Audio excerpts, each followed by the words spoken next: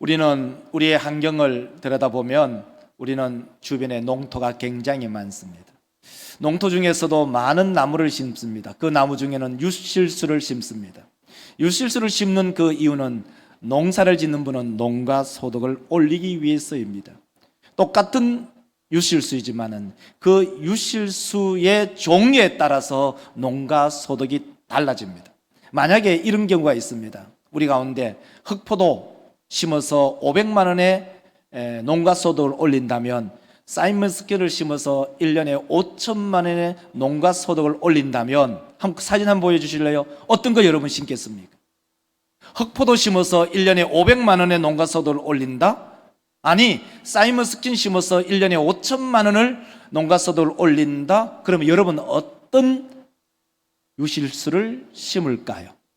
그건 당연히 물어보지 않아도 이 연두색 사이먼스킨 이 포도를 심어서 농가소득 5천만 원을 올리는 것은 당연한 것입니다.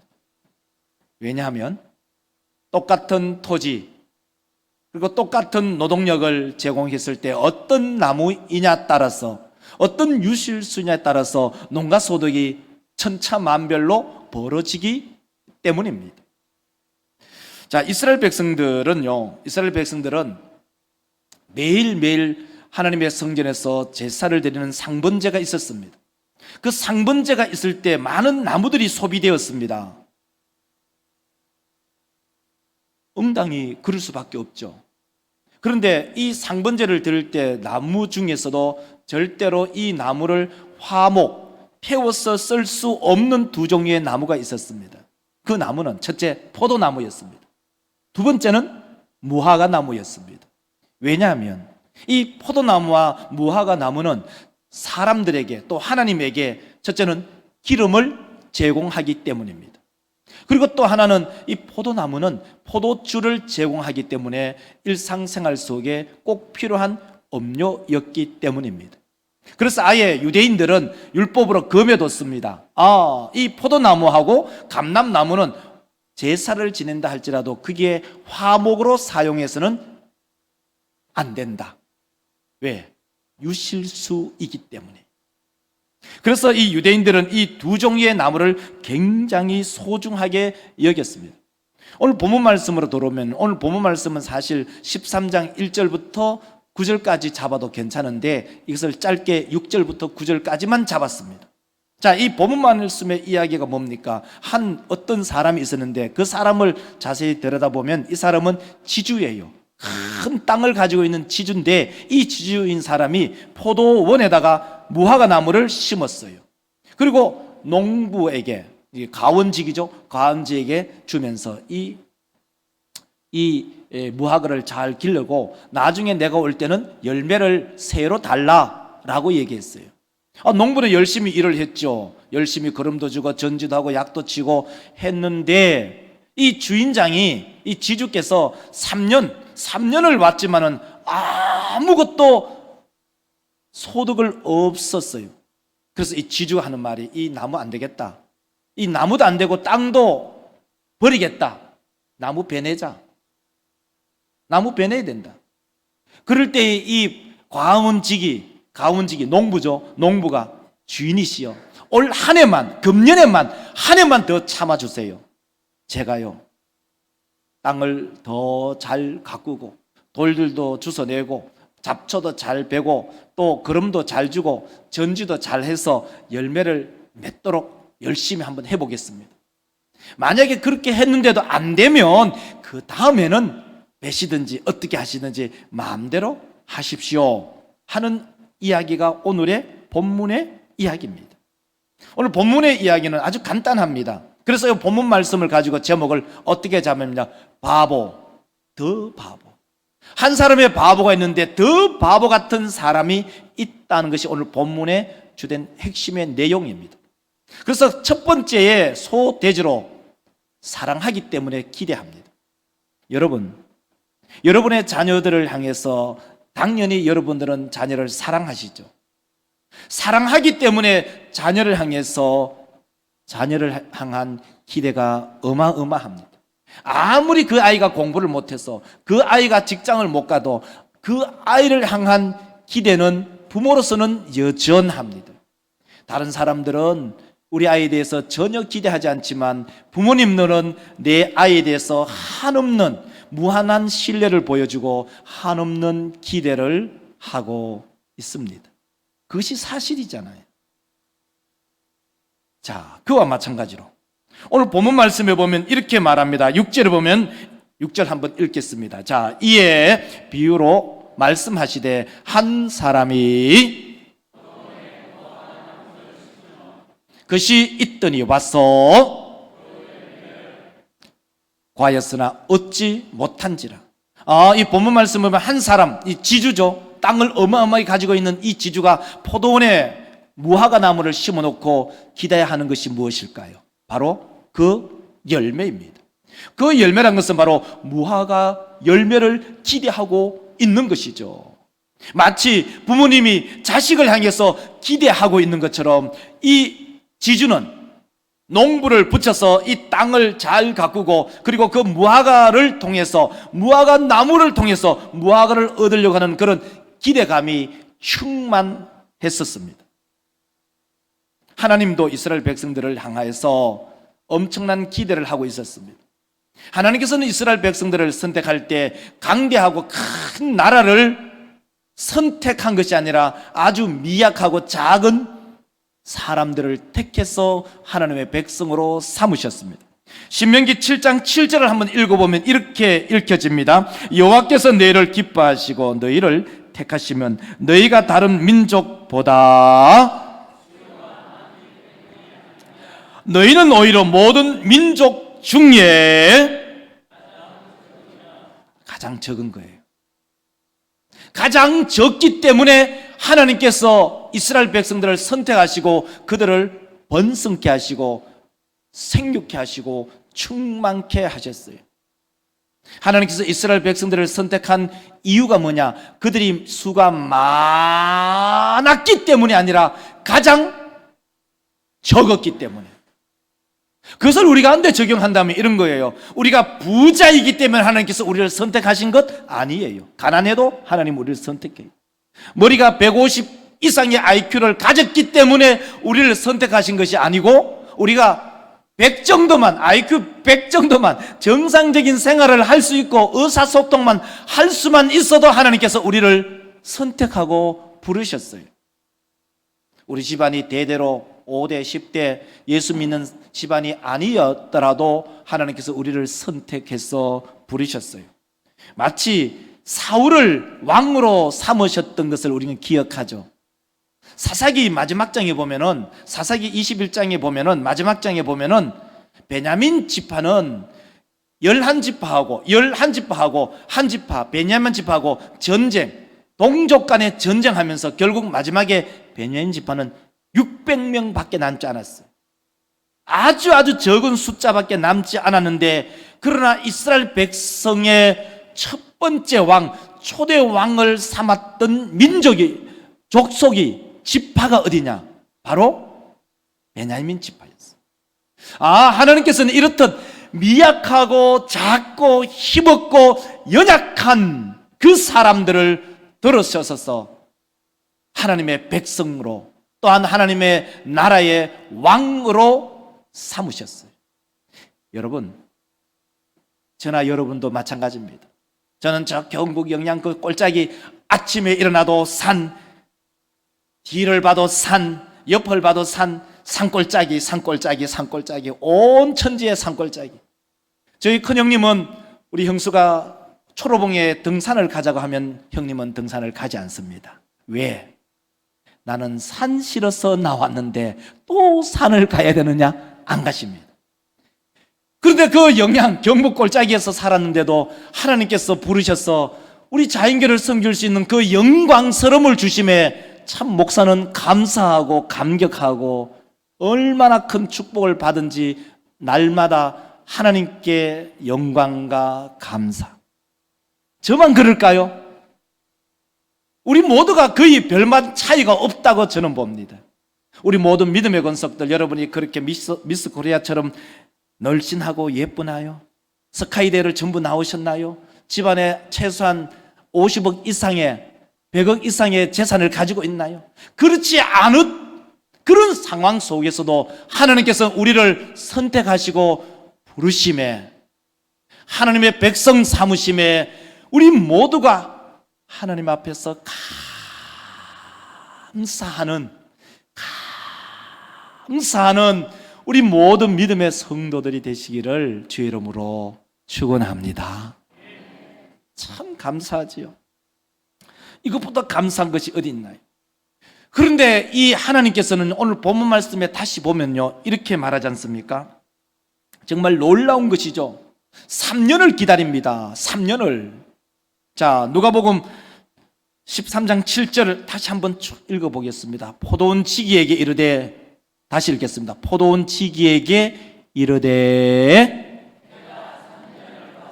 이 무화과 나무에서 열매를 구하되 얻지 못하니 찍어버리라. 어찌 땅만 버리게 하겠느냐. 이 지주는 하나님을 말하죠. 이 지주는 3년을 가원지기에 와서 열매를 얻으려고 했어요. 그런데 이 가원지기가 하는 말이, 무화과가 열매를 맺지 않네요. 여러분 어떻게 하시겠어요? 유대인들의 이 가수는 가수 열매를 따는 그 방법은 신명기 7장, 레위기 19장 27절에 이렇게 얘기하고 있어요. 자, 레위기 19장 23절을 한번 읽어보겠습니다. 너희가 그 땅에 들어가 각종 과목을 심거든 그 열매는 아직 할례받지 못한 것으로 여기되 곧 너희는 그것을 할례받지 못한 것으로 여겨 먹지 말아라, 이렇게 말합니다. 자, 오늘 본문 말씀 7절에 바로 이 주인장은, 이 지주는 3년을 왔습니다. 3년을 왔다는 얘기는 우리는 생각하기를 무화과 심어놓고 첫 해 오고 또 두 번째 오고 세 번째 오고 이렇게 생각할 수 있는데 그런 의미가 아닙니다.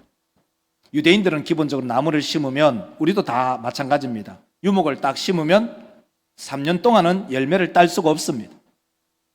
그렇죠? 표로 보이겠습니다. 설명을 쉽게 하게. 1년부터 3년은 유목입니다. 열려도 지난번에 한번 우리 박용희 장로님 집에 신방을 갔는데 유목일 때는 3년 동안 안 딴대요. 달려도 그것을 따서 버린대요. 그러니까 절대로 1년부터 3년은 열매를 달게 하지 않아요. 왜? 나무의 세력을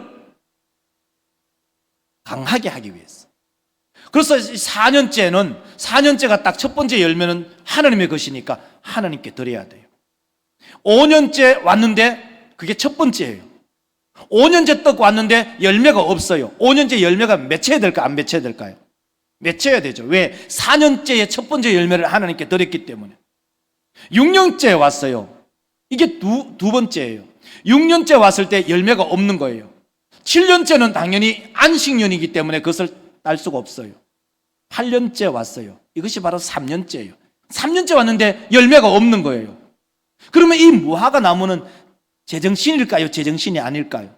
이 무화과 나무는 제정신이 아니에요. 이 나무는 나무의 가치가 전혀 없는 거예요. 땅을 차지하고만 있지만은, 그 땅의 위치를 차지하고만 있지만 이 나무는 천하에 쓸데없는 나무예요. 그러면 주인장이 여러분이라고 생각해 보십시오. 여러분이 지주예요. 여러분이 만약에, 제가 이 본문 말씀을 묵상하면서 우리 성도들에게 대입시켰어요. 여러분이 땅을 10롯도 가지고 있어요. 10롯도 같으면 6,000평이에요. 6,000평의 땅에 무화과를 심었네요. 우리가 말하는 포도를 심었네요. 사이먼스컷을 심었네요. 거기에 6,000평의 수많은 농가 소득을 얻으려고 기대하고 왔는데 3년 지나고 4년째 기대했는데 아무것도 안 열렸대요. 이걸 도지를 줬는데 5년째도 안 열렸대요. 6년째도 아무것도 안 열렸대요. 그럼 여러분 어떻게 하시겠어요? 아무리 도지를 줘도 그 도지에서 아무것도 얻을 수 없다면 그 도지를 준 것을 취소하고 이 나무를 몽창 포크레인 갖고 와서 뿌리채 다 뽑는 것이 정상이에요. 자, 우리 사람 믿음의 권속들, 오늘 이 본문이 우리 가운데 들려주는 이야기가 무엇인가 하는 거예요. 그것은 바로 이 주인장은, 이 지주 대신 이 어른은 무엇을 원하느냐? 바로 이스라엘 백성들 안에 회개의 열매를 기대하고 있어요. 오늘 본문 말씀 바로 직전이 13장 1절부터 5절의 말씀인데, 바로 직전이 뭐가 있냐면은 바로 이 이야기가 있어요. 13장 1절부터 3절의 이야기에 빌라도가 갈릴리 사람들 중에 몇 사람을 죽여서 제물에 피를 섞었다. 그런데 이 갈릴리 사람들이 몇 사람이 죽은 것은 갈릴리 다른 사람들보다 죄가 더 많아서 죽었느냐? 그렇지 않다. 너희들도 회개하지 아니하면 이렇게 죽임을 당한다, 이러한 멸망을 당한다는 것을 이야기하고 있는 거예요. 그래서 오늘 본문 말씀 바로 직전에 나눈 13장 3절을 읽읍시다. 다 같이 읽겠습니다. 너희에게 이르노니 아니라 너희도 만일 다 이와 같이 망한다는 겁니다. 이게 무슨 말이냐면요, 이것은 예루살렘 안에 나는 대제사장인데, 나는 바리새인인데, 나는 서기관인데, 각자 나름대로 프라이드를 가지고 자존심을 가지고 살아가는 종교생활하는 사람들이 있었어요. 그 사람들을 향해서 우리 주님께서 비유로 말씀하시는 거예요. 우리 믿음의 성도들, 우리가 하나님 앞에 범법한 것이 있다면 하나님 앞에 회개의 열매가 있어야만이 망하지 않는다는 거예요. 하나님께서는 우리 가운데를 향해서 3년을 참으십니다. 그 3년이라는 것은 단순히 숫자적인 3년이 아닌 유목의 기간, 첫 번째는 하나님께 드리고, 두 번째 왔는데 5년째 왔는데 없어요. 6년째 왔는데 없어요. 7년째 안식일에는 열매를 거두지 않아요. 8년째 3년을 왔는데도 열매가 없다. 그러면은 그 나무는 어떤 운명을 맞이할까? 그 나무는 베어져야 한다, 망해져야 한다는 것입니다. 그러나 하나님께서 우리 가운데 끊임없이 인내하시고 끊임없이 참으시며 우리 가운데 회개의 열매가 맺히기를 기대하고 계십니다. 그 이유는 왜냐하면 하나님께서는 그의 백성들을 사랑하시기 때문이죠. 우리 모든 믿음의 권속들, 하나님께서 우리를 향한 그 사랑은 기대의 사랑임을 기억하고, 우리가 하나님 앞에 죄를 짓고 잘못하고, 때로는 사람 앞에 죄를 짓고 잘못한 것이 있다면 하나님 앞에 회개하여 나가는 우리 모든 믿음의 권속들이 되시기를 주의 이름으로 축원합니다. 두 번째로는요, 온몸으로 맡고 있는 가원지기가 있어요. 포도원 주인은 포도원지기에게 이렇게 말합니다. 7절 다시 한번 읽겠습니다. 포도원지기에게 이르되 내가 3년을 와서 이 무화과 나무에서 어찌 땅만 쓸데없이 버리겠느냐, 이렇게 말합니다. 그때에 이 농부죠, 가원지기가 이렇게 말을 합니다. 8절 말씀 읽겠습니다. 대답하여 이르되 내가 두릅하고 거름을 줄이니 9절 이후에 그렇지 않으면 찍어버리소서. 한 번 더 기회를 주세요. 금년에 올해 한 해를 더 기회를 주세요. 이것이 바로 가원지기의 마음입니다. 그 가원지기가 누구겠어요? 바로 우리를 죄 가운데서 구원하신 예수 그리스도를 말씀하고 있습니다. 우리 사람 믿음의 성도들, 이 본문을 읽으면서, 이 본문은 농경사회를 기반으로 하고 본문이 쓰여졌습니다. 농경사회는 동네 사람들이 너무나 서로 잘 알아요. 옛날 어른들은 태코를 불렀잖아요. 태코. 각 집집마다 태코가 있었어요. 무실뛰기, 이안뛰기, 연당뛰기, 그 태코가 있었어요. 요즘 젊은 사람들은 태코가 뭔지를 잘 모르지만 옛날 어른들은 다 태코를 불렀어요. 그리고 그 동네 안에는 그 집의 살림살이라든지 그 집의 형편을 너무나 잘 알고 있었어요. 여러분 한번 상상해 보세요. 지주가 있었는데 8년 동안 3번을 와서 하나도 열매를 못 거뒀는데도 아직도 참고 있다면 그 사람을 뭐라고 얘기하겠어요? 저 사람 바보다. 여러분은 마실 안에 여러분이 농사를 지었는데 과수 농사, 복숭아라든지 포도 농사, 사이먼스 농사를 지었는데 유목 심어놓고 3년 이후에 한 번도 5년 동안 열매를 거두지 못했는데도 계속 농사를 짓는다는 그 농부가 있다면 마실에서 어떤 일을 당할까요? 손가락질 당해. 저 사람 바보 아니냐? 저 사람 정신 있냐? 정신 없냐? 그렇게 말해요. 우리 하나님께서는 그런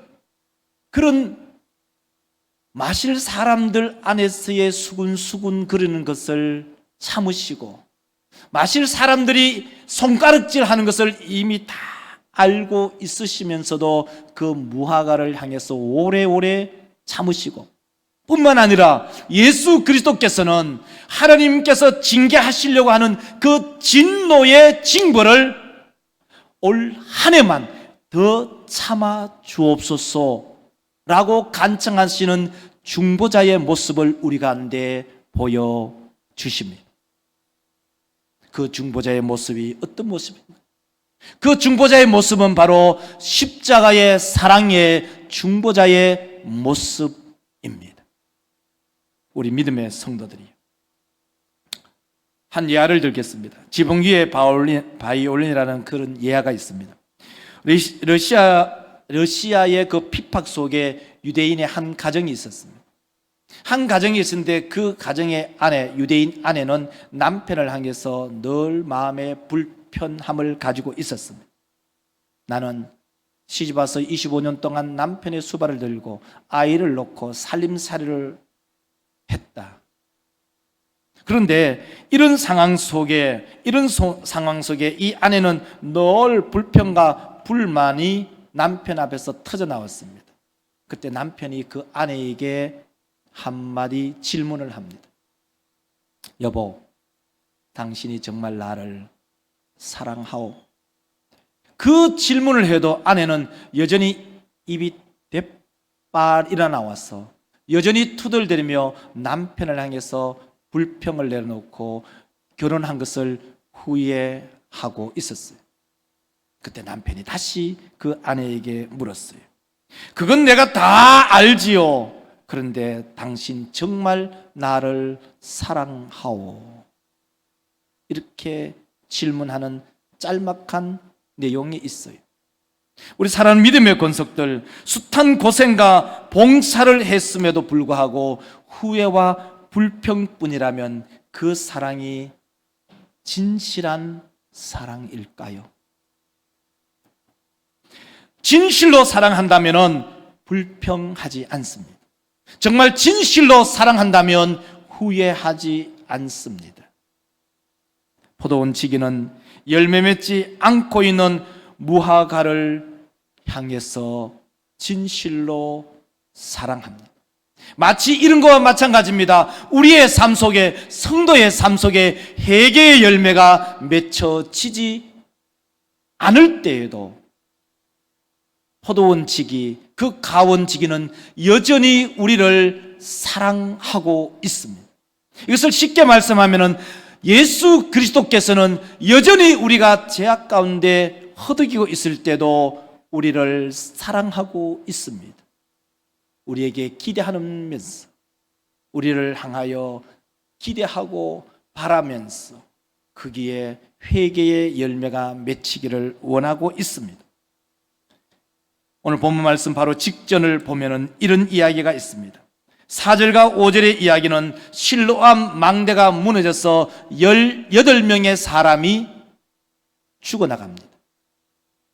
그러면서 예수께서 이렇게 말합니다.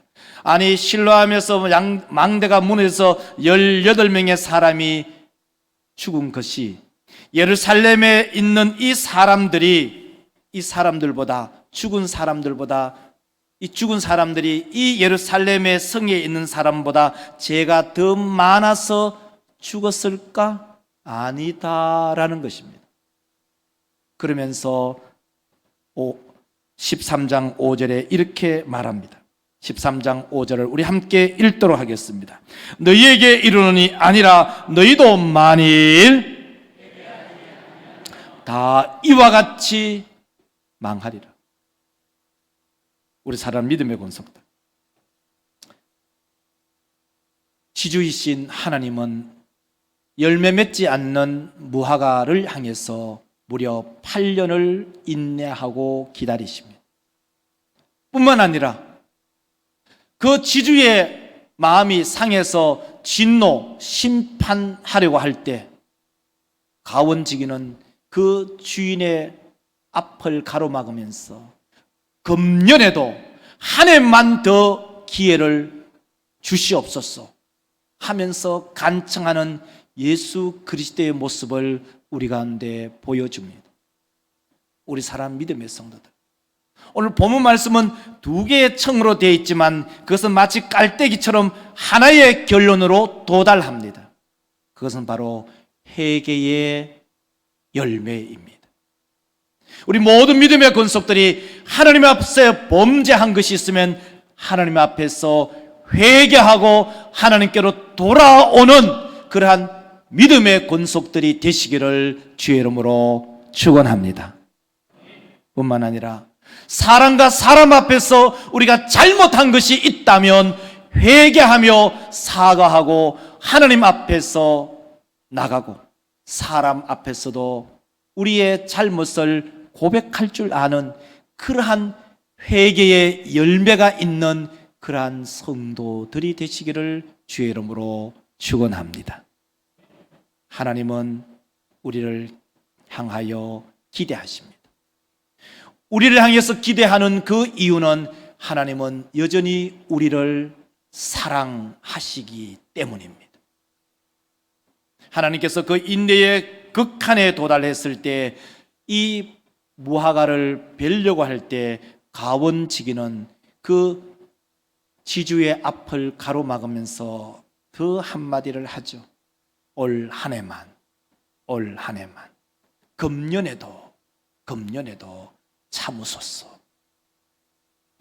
우리 모든 믿음의 권속들 이 말씀을 기억하면서 우리 모두가 하나님 앞에 나가 회개할 것을 회개하고 사랑과 얽히고 설킨 모든 그 인간관계를 해결하고 사과하며 우리 모두가 하나님 앞에서 회개의 열매를 보여드리는 귀한 믿음의 권속들의 삶이 되시기를 주의 이름으로 축원합니다. 기도합시다. 거룩하신 하나님 아버지, 우리 사랑 믿음